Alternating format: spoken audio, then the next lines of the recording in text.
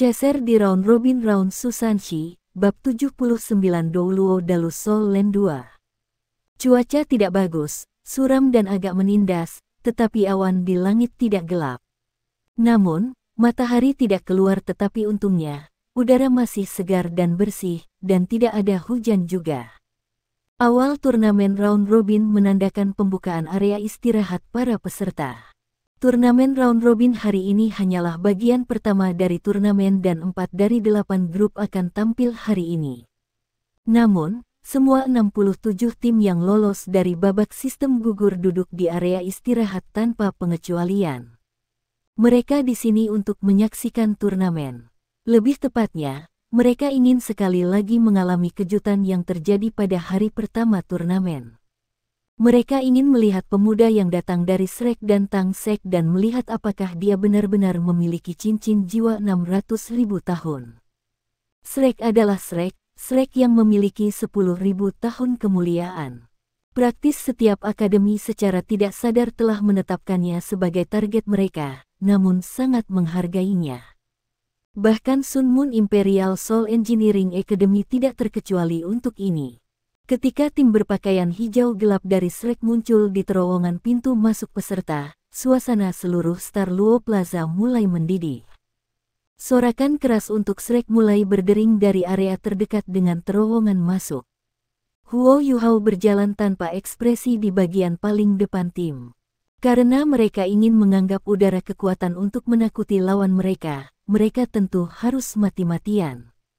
Ma Xiaotao, Dai Yueheng, dan Ling Luoshen tidak peduli untuk muncul, mereka memilih untuk tinggal di hotel untuk memulihkan diri dan melakukan pemulihan secepat mungkin. Tempat peristirahatan Shrek Academy terletak paling utara, membuatnya paling dekat dengan tembok kota. Selain itu, area istirahat mereka jelas lebih besar dari akademi lain. Seluruh area memiliki total 20 sofa dan dikelola oleh seorang petugas. Sebuah meja di samping sofa dipenuhi dengan makanan, buah-buahan, dan minuman untuk memenuhi segala kebutuhan yang mungkin dimiliki oleh para peserta. Bagaimana ini turnamen? Itu praktis area penonton VIP. Pada kenyataannya, akademi lain tidak diperlakukan berbeda dari mereka. Namun, mereka tidak memiliki pelayan. Tapi yang lebih penting, area mereka jauh lebih kecil daripada Shrek. Setiap tempat peristirahatan hanya memiliki 7 kursi untuk tim resmi, tim persiapan atau pemain pengganti hanya bisa berdiri di belakang yang lain. Pada saat ini, tuan rumah sudah membangun ketegangan di arena. Dia pertama kali mengumumkan nama-nama akademi yang telah melewati putaran pertama turnamen dan kemudian mulai memperkenalkan masing-masing tim secara lebih rinci. Seperti yang diprediksi Wang Yan, grup yang menjadi milik Shrek hanya memiliki total 8 tim yang berpartisipasi. Shrek Academy secara alami adalah tim yang paling populer di seluruh turnamen, menaungi semua dan semua tim lain dalam grup yang sama. Lagi pula, tidak ada yang pernah melihat akademi Shrek berada dalam situasi yang canggung di mana mereka harus mengenakan front palsu yang kuat. Selain tempat istirahat peserta, ada juga ruang tunggu yang terletak di kedua sisi panggung turnamen besar yang digunakan oleh delegasi dari berbagai akademi yang akan bertarung di atas panggung. Setelah memuntahkan banyak omong kosong yang menggerakkan emosi kerumunan, penyiar menggunakan suaranya yang paling bersemangat untuk berteriak, "Sekarang, mari kita memiliki akademi nomor 1 benua, tim perwakilan dari Akademi Shrek. Di samping lawan-lawan mereka, tim perwakilan dari Akademi Teknik Awan Luo Kekaisaran Star Luo Empire, memasuki ruang tunggu. Semoga para pemimpin dari kedua tim silakan melangkah ke atas panggung untuk mengkonfirmasi mode pertempuran." Perbedaan antara kedua akademi bisa dilihat dari perkenalan mereka. Ketika penyiar memperkenalkan Akademi Shrek, dia tidak menyebutkan negara tempat dia berada. Namun, dia akan melakukan ini untuk akademi lain. Ini karena tidak ada negara yang berani mengklaim bahwa Shrek Academy miliknya. Bahkan Kekaisaran Jiwa Surgawi, yang secara teknis dimiliki Shrek, tidak terkecuali. Shrek Academy memiliki Shrek City sendiri, statusnya sangat tinggi sehingga setiap negara harus memberikannya rasa hormat yang sangat tinggi. Jika dibandingkan dengan Shrek Academy, Sun Moon Imperial Soul Engineering Academy juga sangat kuat. Namun, itu memiliki fondasi yang jauh lebih lemah. Karena itu, mereka hanya bisa membandingkan diri mereka sendiri dengan Shrek selama turnamen Advance Soul Academy, dan menggunakannya untuk merangsang pertumbuhan ledakan siswa mereka. Bei Bei berdiri dan berjalan menuju panggung setelah Wang Yan memberi isyarat kepadanya untuk melakukannya. Pemimpin tim Cloud Luo Advance Soul Engineering Academy adalah seorang penggemar Adonis yang praktis tidak berbeda dengan Hekaitu. Dia memiliki kepala yang penuh dengan rambut pendek keemasan, dan garis-garis ototnya yang tebal dapat dilihat di bawah seragam sekolah putihnya. Keduanya berjalan ke panggung bersama. Proses menggambar lot sangat sederhana. Wasit mengambil tabung undian silindris dan memungkinkan para pemimpin kedua tim untuk memeriksanya. Tabung lot drawing transparan untuk mencegah kemungkinan kecurangan. Salah satu sisi tabung memiliki lubang bundar kecil di dalamnya. Wasit mengambil 3 bola kecil yang mewakili 3 mode pertempuran dan mendorong mereka ke dalam lubang kecil, kemudian membalikkan semuanya. Setelah itu, dia membiarkan mereka masing-masing memegang sisi bola besar. Wasit berteriak, 3, 2, 1. Bei Bei dan pemimpin tim lawan secara bersamaan mengerahkan kekuatan, melemparkan bola besar ke udara.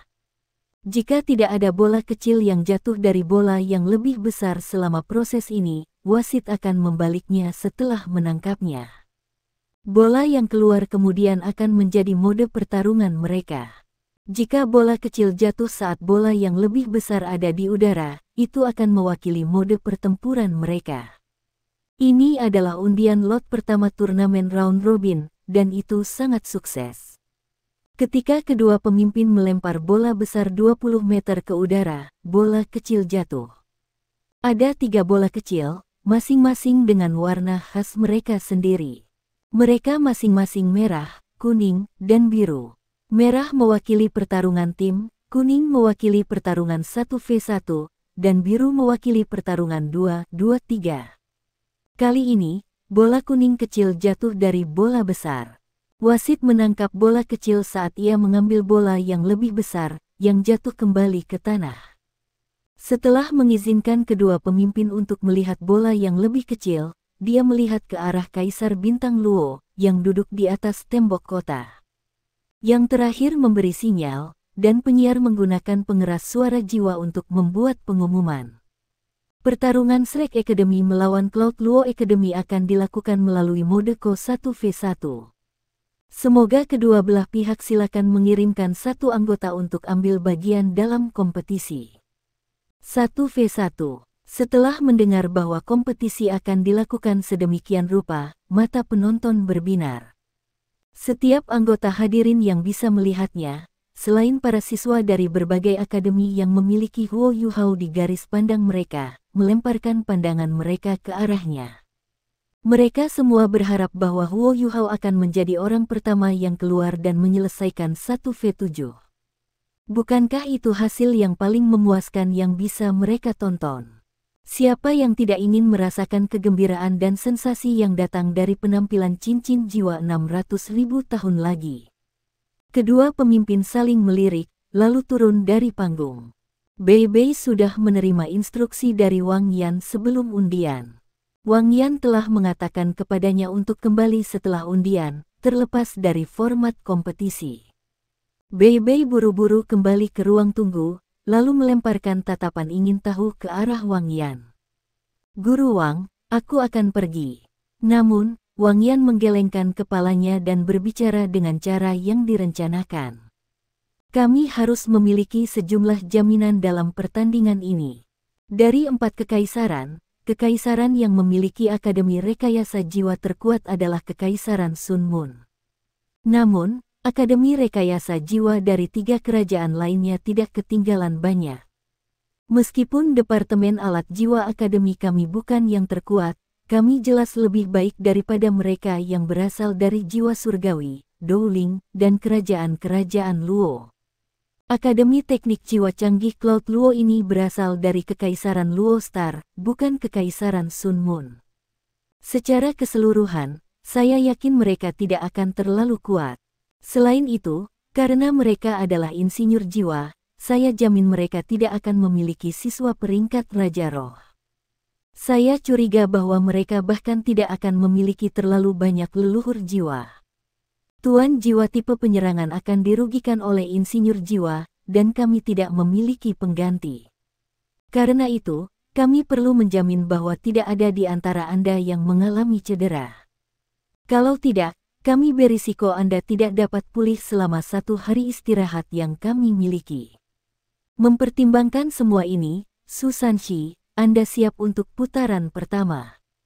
Saat dia berbicara, Wang Yan menunjuk ke Susan Shi dan berbisik, seorang master jiwa tipe pertahanan paling cocok untuk menahan seorang insinyur jiwa, terutama yang peringkat rendah. Ingat, lakukan yang terbaik untuk mengendalikan konsumsi kekuatan jiwa Anda. Berlangsung beberapa putaran di atas panggung. Semakin lama Anda bertahan dan semakin lama kami mengungkapkan siswa kami, semakin baik. Pergi. Saat Susan Shi mendengar bahwa dia akan pergi dulu, dia langsung berdiri dengan penuh semangat. Menekuk lengan kanannya, dia melenturkan ototnya dan berkata dengan bangga, "Awasi saja aku." Dengan itu, dia mengambil langkah besar menuju panggung. Bei Bei menoleh ke arah Heikaitu dan bertanya, "Tidakkah menurutmu dia agak tebal?" Heikaitu tertawa sia-sia. Sedikit. Jiang Nanan mendengus, "Sangat tebal." Susan Shi, yang tidak berjalan jauh, terhuyung-huyung dan hampir jatuh, tetapi dia mengepalkan giginya dan berjalan ke atas panggung.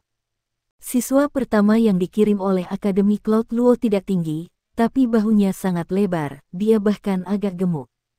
Kegugupannya terlihat di wajahnya saat dia menghadapi Susan Shi yang tinggi, butiran-butiran keringat sudah bisa dilihat di dahinya. Akademi manapun akan gugup saat menghadapi Akademi Shrek, ini sudah diduga. Di usia yang begitu muda, Huo Yuhao telah mengungkapkan kekuatan yang luar biasa. Bukankah orang yang agak tua di depannya lebih kuat dari juniornya? Ini tampak benar terutama ketika dia melihat penampilan sengit Susan Shi. Dia mulai merasa lemah di dalam. Dia tanpa sadar menyeka keringatnya dengan lengan bajunya, menyebabkan para penonton tertawa terbahak-bahak. Huo Yuhao yang tidak naik ke panggung telah mengecewakan banyak orang. Tapi ini masih salah satu pertandingan Shrek Academy dan mereka dengan cepat menjadi bersemangat lagi, siap dan ingin tahu untuk melihat seberapa kuat Susan Shi, yang tampak layak dalam hal kekuatan, adalah. Wasit memanggil mereka berdua kepadanya dan berkata dengan suara rendah, "Aturan babak sistem gugur 1v1 menyatakan bahwa yang kalah harus segera turun dari panggung, sementara pemenang dapat memilih untuk melanjutkan pertempuran atau beralih. Setiap partai memiliki 7 orang, dan kompetisi akan berlangsung sampai ke-7 orang dari satu sisi dikalahkan." "Memahami, dipahami," jawab Susan Shi dengan cara yang sangat mudah. Namun, lawannya terbata-bata. "Tidak dipahami," wasit berkata, "Oke. Kedua belah pihak, kembali ke sisi Anda. Pertandingan akan dimulai dengan panggilan saya. Anda tidak diperbolehkan menggunakan alat jiwa stasioner atau alat jiwa apapun yang memiliki tingkat kekuatan membunuh yang tinggi." Ketika dia berbicara, wasit mulai melangkah mundur. Namun, siswa dari Akademi Cloud Luo tersenyum dan berkata kepada Susan Shi, Aku dipanggil Ma Yingjun 1. Senior, tolong mudahkan aku." Sudut mulut Susan Shi berkedut ketika dia berkata dengan bangga, "Apakah kamu setampan aku?" Ma Yingjun buru-buru menggelengkan kepalanya ke titik di mana otaknya bergetar seperti drum. Tidak, puas, Susan Shi mengangguk. "Baik. Saya akan sedikit mudah pada Anda." "Oh." Ma Yingjun mundur dengan ekspresi senang di wajahnya. Sepertinya dia menerima hadiah terbesar dalam hidupnya. Tak satu pun dari mereka menggunakan alat jiwa memperkuat suara. Karena itu, penonton tidak dapat mendengar apa yang mereka katakan. Tapi dari apa yang mereka lihat, sepertinya siswa dari Akademi Cloud Luo tidak terlalu bersemangat untuk bertarung. Dan dalam hal ini, mereka tidak salah.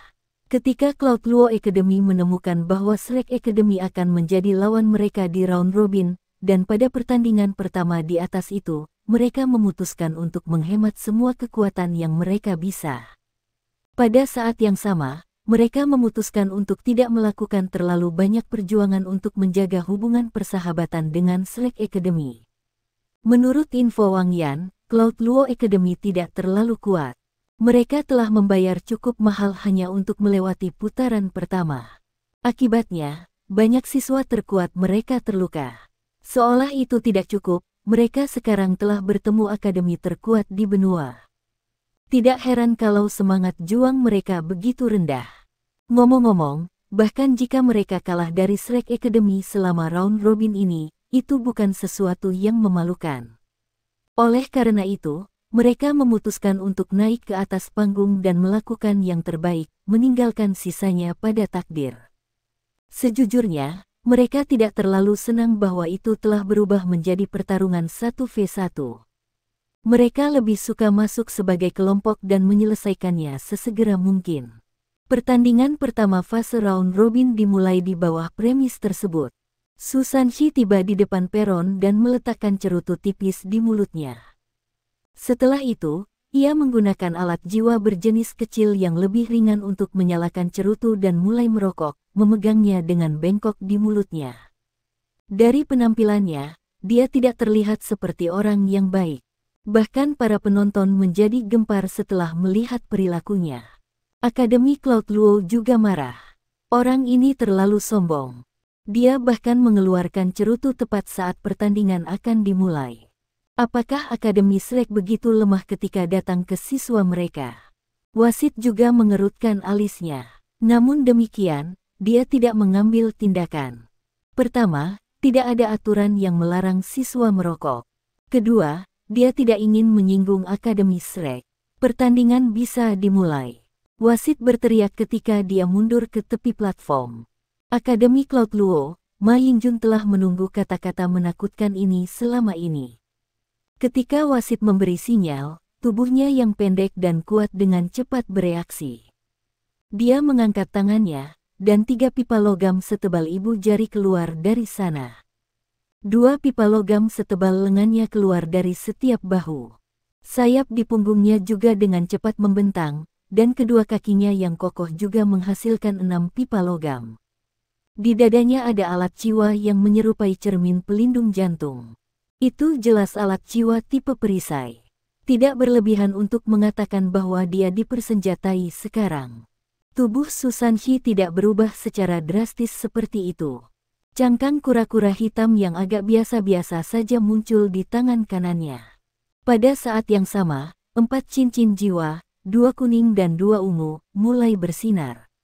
4 cincin jiwa. Para penonton sangat kecewa.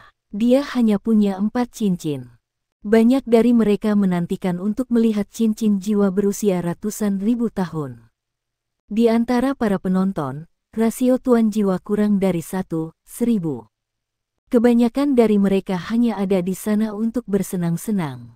Sangat sedikit yang tahu betapa berharganya cincin jiwa 100.000 tahun itu. Perbedaan antara pelepasan jiwa Su Sanxi dan penampilan luar biasa Huo Yuhao dari kemarin sama dengan surga dan bumi. Karena itu, tidak heran jika penonton kecewa. Tetapi pada saat ini, Su Sanxi melakukan sesuatu yang sangat tidak terduga. Dia mulai berlari. Apakah dia berlari ke arah lawannya? Tidak, dia berbalik dan berlari ke arah yang berlawanan, seperti seorang pembelot meninggalkan jabatannya. Dia berlari ke tepi platform. Pada saat ini, alat jiwa pertahanan yang terbuat dari 108 pilar aktif. Tetapi penghalang pertahanan yang dihasilkan oleh alat jiwa tidak secara langsung melekat pada cincin, ada sekitar 3 meter jarak di antara mereka. Menurut aturan turnamen, jika seseorang jatuh dari ring, mereka akan didiskualifikasi, itulah tujuan jarak 3 meter itu. Ma Yingjun sudah memutuskan sebelum naik ke panggung. Taktik yang akan dia gunakan sangat sederhana, perjuangan dan konsumsi. Bahkan jika alat jiwa tipe terbang di punggungnya tidak memungkinkannya terbang terlalu tinggi, itu masih bagus untuk menghindar. Selama dia bisa mengkonsumsi beberapa kekuatan jiwa Su Sanxi, dia akan puas. Tetapi ketika pertandingan dimulai, dia melihat Su Sanxi berbalik dan mulai berlari ke arah yang berlawanan. Ma Yingjun tidak bisa berkata apa-apa, dan berpikir dalam hati, "Bos, mengapa kamu melarikan diri? Tidakkah Anda hanya mengatakan bahwa Anda akan meremehkan saya? Apa artinya semua ini?" Tidak ada yang tahu apa yang dipikirkan Su Sanxi. Hanya teman baiknya, Bei Bei, yang bertengkar dengannya setiap hari, menebak niatnya dengan benar. Bei Bei melengkungkan bibirnya dan secara tidak sengaja menunjukkan senyum aneh. Pria ini sepertinya sedang ingin memainkan trik kotor. Begitu dia selesai berbicara, Su Sanxi tiba di tepi platform. Selanjutnya, dia tiba-tiba melompat keluar platform. Tak perlu dikatakan, penonton langsung berseru ketakutan. Bahkan Kaisar Star Luo Empire terkejut. Menurut aturan kompetisi, jika kaki Anda mendarat di luar platform, Anda akan didiskualifikasi. Apalagi Su Sanxi, yang berasal dari Slack Academy, bahkan siswa dari akademi yang kurang dikenal tidak pernah melakukan hal seperti ini. Mengakui kekalahan tanpa mencoba. Situasi apa ini? Memang, situasi seperti apa ini? Su Sanxi memiliki ekspresi licik di wajahnya. Selanjutnya, cincin jiwa keempat di tubuhnya menyala. Cahaya cincin jiwanya yang berwarna ungu 1000 tahun menutupi arena. Para penonton masih berseru ketakutan ketika sebuah adegan aneh diputar di depan mata mereka.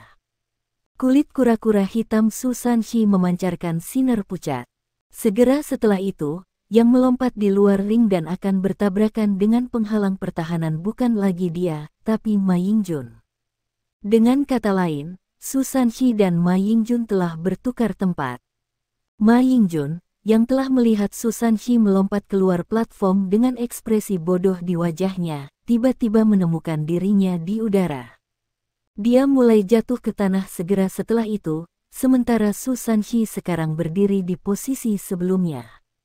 Bahkan jika Ma Yingjun tidak terlalu cerdas, dia masih seorang siswa elit yang dipilih oleh Cloud Luo Academy untuk berpartisipasi dalam turnamen. Jika mereka mengirimnya lebih dulu, itu berarti dia tidak lemah. Lagi pula, dia juga telah memperlihatkan 4 cincin jiwa, 3 kuning dan 1 ungu. Dan tepat ketika dia akan menggunakan alat jiwa tipe terbang di punggungnya untuk naik ke udara, Su Sanxi, yang masih berdiri di posisi sebelumnya, mengeluarkan cerutu dari mulutnya dan berteriak, "Ayo, cincin jiwa ratus ribu tahun." Peng! Ma Yingjun terlalu menyedihkan. Saat dia akan mengaktifkan alat jiwanya, dia takut mati oleh teriakan tiba-tiba Su Sanxi. Dia langsung jatuh ke tanah. Alat jiwa yang berat menutupi seluruh tubuhnya. Karena itu, ketika dia jatuh dari ketinggian 5 meter, dia akan tetap menjadi berantakan bahkan jika memiliki kulit tebal dan tulang yang kuat. Huo Yuhao dan Wang Dong, yang sekarang berada di ruang tunggu, benar-benar terpana.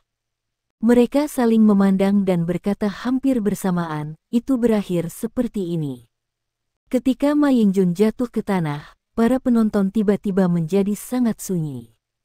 Jika waktu berhenti sekarang, orang akan melihat bahwa setidaknya 100.000 dari mereka membuka mulut lebar-lebar. Bahkan Kaisar pun tidak terkecuali. Huo Yuhao telah berencana untuk menggunakan berbagi deteksi spiritual untuk membantu Su Sanxi, tetapi ketika dia bertanya-tanya apakah itu bisa melewati penghalang pertahanan, pertandingan sudah berakhir. Wasit juga bingung. Sudah kurang dari 3 detik sejak dia berteriak pertandingan bisa dimulai. Dan sekarang, ini sudah berakhir. Su Sanxi memegang cangkang kura-kura hitam di tangan kanannya dan menggunakan yang kiri untuk memasukkan cerutu tipis kembali ke mulutnya. Setelah itu, dia dengan tenang berkata, selanjutnya. Tujuan dari pose keren ini adalah untuk meniru Huo Yuhao, tetapi efek yang ia peroleh benar-benar berbeda. Setelah keheningan yang singkat itu, para penonton kembali gempar. Lebih dari 90% dari mereka tidak tahu apa yang baru saja terjadi. Apakah kekuatan misterius Akademi Slack ini? Berdiri di samping platform, Bei Bei menjelaskan apa yang terjadi pada teman satu timnya. Keahlian jiwa keempat Sanxi disebut Mysterious Underworld Replacement. Dengan keterampilan ini, ia dapat secara instan bertukar posisi dengan orang-orang dalam rentang tertentu. Keterampilan ini cukup bagus, dan di antara para penguasa jiwa tipe pertahanan, itu bisa dianggap hampir ilahi. Namun, ketika digunakan olehnya, itu sebenarnya terlihat sangat timpang. Cara dia menggunakan pengganti dunia bawah misteriusnya membuatku tak bisa berkata-kata. Saya hampir merasa ingin menangis. Heikaitu tercengang ketika dia berkata, Brother Sanshi benar-benar tak tahu malu. Seperti kata pepatah, sementara orang awam menonton untuk bersenang-senang, hanya profesional yang mengerti cara kerjanya. Para siswa dari Akademi Teknik Kekaisaran Sun Moon, yang duduk tidak jauh dari Akademi Shrek, tidak merasa ingin menertawakan Su Sanshi. Mereka telah sedikit banyak menebak efek dari skill jiwa ini. Ketika dia naik ke atas panggung dan menunjukkan 4 cincin jiwanya, mereka menarik napas lega. Seseorang dengan 4 cincin jiwa seharusnya hanya menjadi anggota tim persiapan Shrek. Tetapi setelah melihat perisai di tangan kanannya dan trik yang telah dia gunakan, para siswa dari Akademi Teknik Sun Moon Imperial Soul mulai menjadi cemas sekali lagi. Kapten tim utama, Marulong, berkata dengan nada serius, seperti yang Anda harapkan dari Shrek Academy, mereka tidak kekurangan orang-orang berbakat. Ketika Su Sanshi kembali ke posisi semula, wasit akhirnya bereaksi. Dia dengan cepat pergi ke tepi platform untuk memeriksa Ma Yingjun, yang telah jatuh ke tanah dan sekarang berantakan. Su Sanshi juga datang, dan berbicara sambil masih memegang cerutu di mulutnya, "Adik, apakah kamu baik-baik saja?" Ma Yingjun tanpa sadar menjawab, "Saya merasakan sakit di mana-mana setelah jatuh. Bagaimana aku bisa sampai di sini? Bukankah aku mengatakan aku akan bersikap mudah padamu?" Su Sanshi berkata dengan ekspresi tegas, "Karena itu, aku menggunakan cara termudah untuk membuatmu jatuh dari platform. Lagi pula, tidak perlu berterima kasih padaku. Kamu bisa pergi sekarang." Dengan itu, dia melambaikan tangannya ke Ma Yingjun. Ma Yingjun juga tanpa sadar melambaikan tangannya dan pergi ke ruang tunggu timnya. Apa yang bisa dikatakan wasit pada titik ini? Pemenang pertandingan pertama fase eliminasi 1v1 adalah Akademi Shrek. Ma Yingjun tiba di ruang tunggu timnya. Setelah merenung sebentar, dia dengan bingung berkata kepada kapten timnya, "Kapten, apakah aku baru saja ditipu?" Kapten tim Cloud Luo Academy menamparkan kepalanya dan melolong, "Idiot. Akademi benar-benar kehilangan mukanya berkat kamu. Sang Yue, kamu selanjutnya." "Ya." Seorang gadis segera berdiri dari tim Cloud Luo Academy, dengan cepat memanjat ke platform.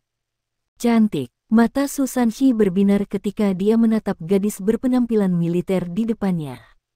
Penampilan luar Su Sanshi tidak terlalu buruk, dia memiliki wajah persegi dan hidung serta mulut yang berbentuk normal.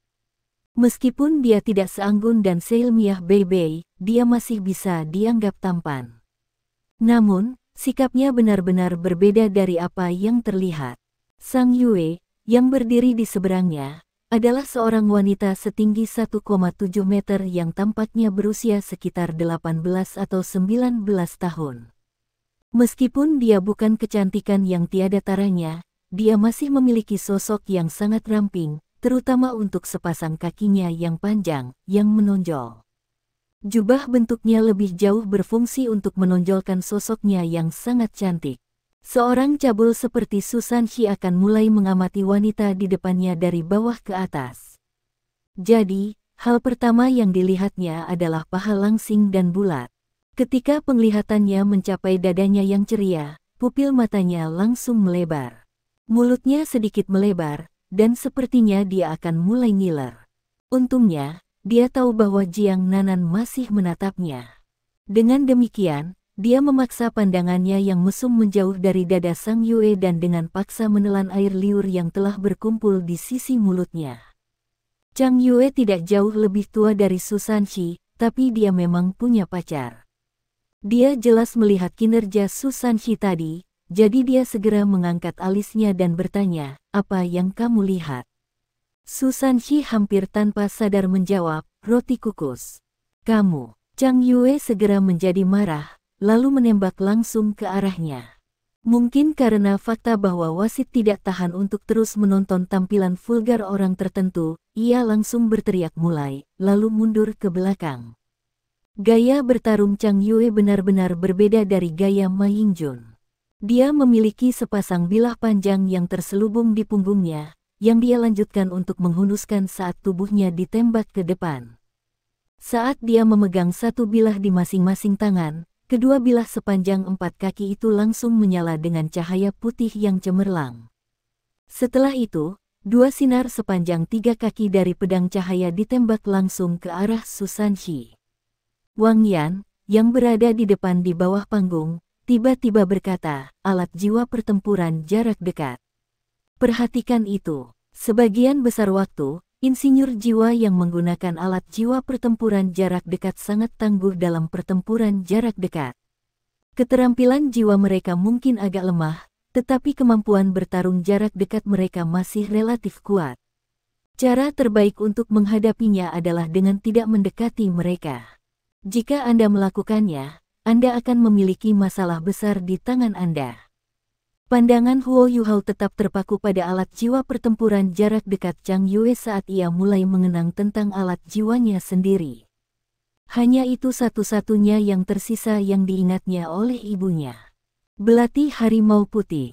Ketika dia bertarung melawan Win Babon, justru karena efek khusus White Tiger Dagger yang dia bisa melarikan diri terbunuh oleh binatang jiwa pertama yang pernah dia temui dalam hidupnya. Dentang, dentang. Di atas panggung, bilah panjang Chang Yue dengan kejam menghantam perisai Xuanwu Su Sanxi, yang menyebabkan percikan putih segera memenuhi udara di sekitarnya. Pada saat itu, cincin jiwa Chang Yue berada di layar penuh. Sama seperti Ma Yingjun, dia memiliki 3 cincin kuning dan 1 ungu. Selain itu, jiwa bela dirinya agak aneh, karena kepalanya adalah yang paling terpengaruh oleh jiwa bela dirinya. Rambut aslinya keemasan mulai berubah menjadi abu-abu, dia tumbuh jauh lebih tinggi, dan otot-ototnya sekarang begitu besar sehingga melotot. Matanya juga berubah menjadi kuning kristal. Bibirnya sedikit menonjol keluar, mengungkapkan apa yang tampak seperti gigi taring.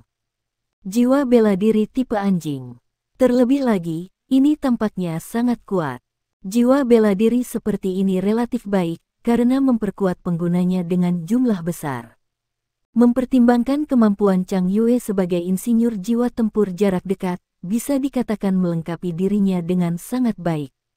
Satu-satunya kelemahan dari jiwa bela diri seperti ini adalah bahwa estetika akan hancur ketika dia mengaktifkannya. Ketika dia melihat ini, Su Sanxi jahat berteriak ketika dia memblokir serangan Chang Yue dengan perisainya, hantu. Teriakannya membuat Chang Yue yang sudah mendidih segera meluncurkan badai pedang ke arahnya saat dia menebasnya dengan marah. Meskipun Su Sanxi berbicara banyak omong kosong, dia tampaknya hanya airbag pada saat ini. Satu-satunya yang dia lakukan adalah tanpa henti menyesuaikan posisi Shield of the Xuanwu Turtle ketika dia meringkuk di belakangnya, yang membuatnya seolah-olah dia tidak punya niat untuk menyerang. Ledakan dahsyat yang datang dari panggung, di samping adegan Su Sanxi benar-benar dihancurkan sekali lagi, menyebabkan kegemparan dan rasa kebingungan yang umum menyebar di antara para penonton. Dari sudut pandang mereka, Huo Yuhao dan Su Sanxi keduanya dari akademi yang sama. Tetapi jika memang begitu, mengapa ada jarak yang begitu lebar di antara mereka? Aktivasi alat jiwa menguras sedikit kekuatan jiwa. Selain itu, pengurasan kekuatan jiwa seseorang berbanding lurus dengan kekuatan alat jiwa pertempuran jarak dekat yang digunakan. Sepasang bilah Chang Yue adalah alat jiwa pertempuran jarak dekat kelas 3, sehingga mereka relatif luar biasa dalam hal kekuatan. Saat dia tanpa henti menuangkan pukulan kuat tanpa memperhatikan kekuatan jiwanya, Su Sanxi secara bertahap mundur, langkah demi langkah. Namun, terlepas dari kultivasinya yang kuat, dia akhirnya kehabisan energi. Setelah satu lagi ledakan pukulan, dia mulai merasa bahwa dia terlalu melelahkan kekuatan jiwanya. Su Sanxi, di sisi lain, masih 10 atau lebih meter dari tepi panggung, meskipun terus-menerus mundur.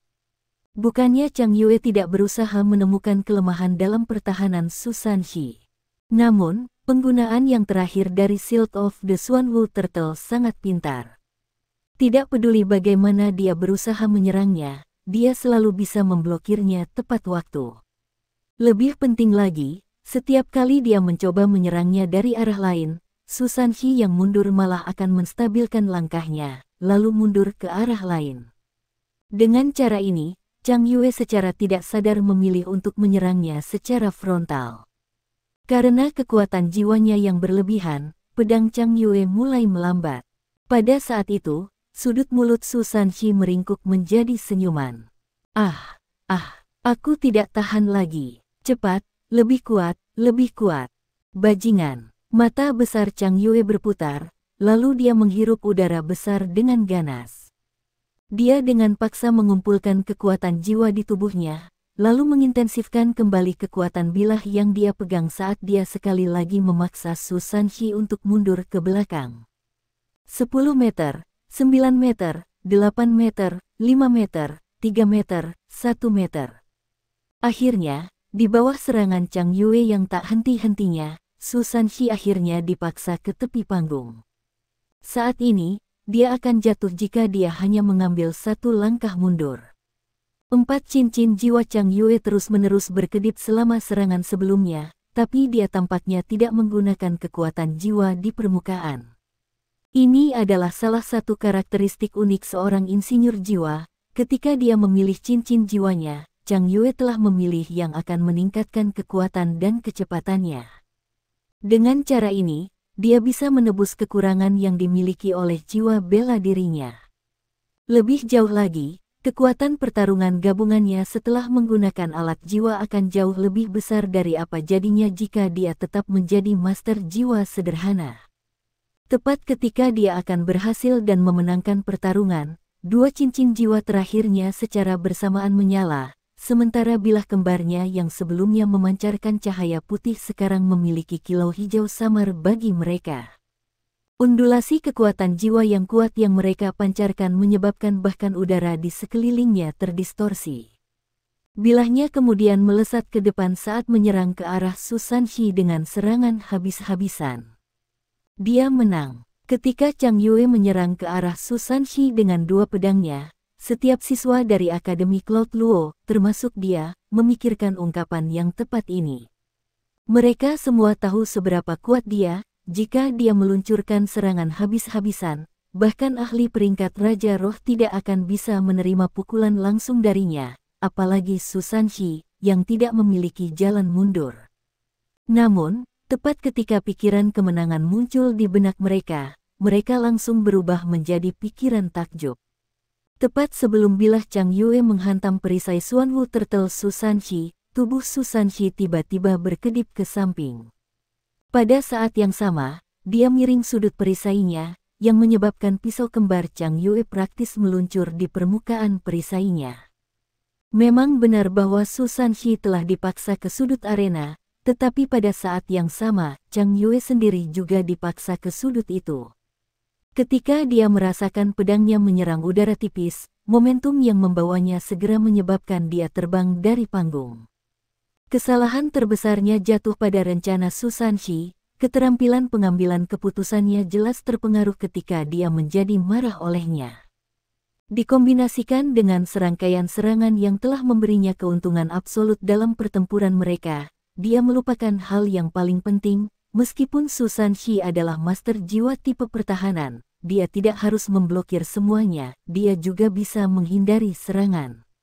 Su Sanxi tidak mengelak dari serangannya ketika dia melakukan serangan, namun dia tiba-tiba mengubah gerakannya pada saat genting ini. Chang Yue tidak punya waktu untuk bereaksi.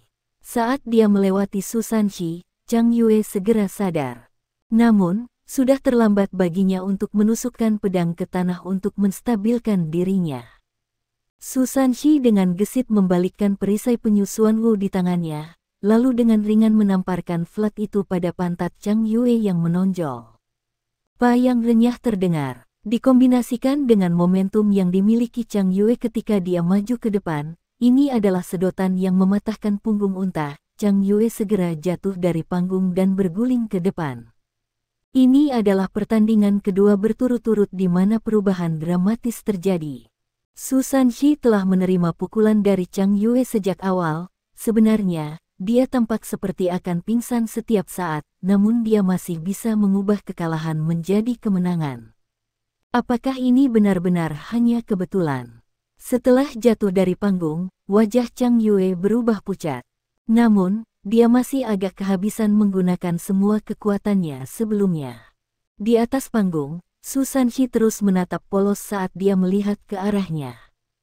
Dia mengangkat bahu, lalu berkata, "Kamu tidak bisa menyalahkanku. Hanya saja Anda begitu melenting sehingga membuat diri Anda terpental. Kesalahan, itu pasti kesalahan." Namun, tatapannya terpaku pada pantat Chang Yue yang menonjol sepanjang waktu dia berbicara. Lebih buruk lagi, begitu dia selesai berbicara, pandangannya beralih ke Jiang Nanan, yang duduk di area istirahat.